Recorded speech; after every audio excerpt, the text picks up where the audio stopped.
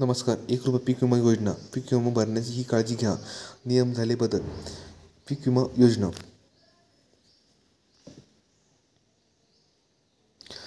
देशात पीक विमा योजना राबवली जाते. या योजनेमाध्यम मोठ्या प्रमाणात शेतकऱ्याला लाभ घेता येणार. पिकाची मोफत संरक्षण म्हणजे सुद्धा पीक विमा ओळख केलं जाणार आहे.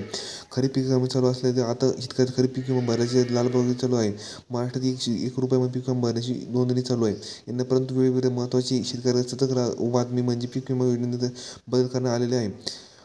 आणि शेतकरी गैरप्रकारे या पीक विमा योजनेचा लाभ घेताना अशा प्रकारे लाभ घेता त्यामुळे तशी पीक विमा योजनेत एक प्रकारे पारदर्शक कारण नाही. नियम बदल करण्यात आलेला आहे. त्यामुळे आता बदल कोणत्याही शेतकरी पात्र हे नियम आहे महत्त्व देऊन त्याला पात्र नाही. मात्र हे शेतकरी पीक विमा योजनेचा लाभ घेताना त्याची अर्ज बदल केले जाईल. पहिले बदल म्हणजे शेतकरी आधार कार्ड वरील सर्व असले शेतकरी संपूर्ण नाव बदल अशा प्रकारे महत्त्वाचे कारण. अनेक नागरिकांना असे 7 वेळा आधार वेळेत बदलण्याचे व अशा प्रकारे ठिकाणी फसवणूक होऊ शकते. त्यामुळे पीक विमा योजना भरण्याचे शेतकरी आधार कार्डवरील नाव 7 वरील नावासारखे असावे लक्षात घेणे जरुरी आहे.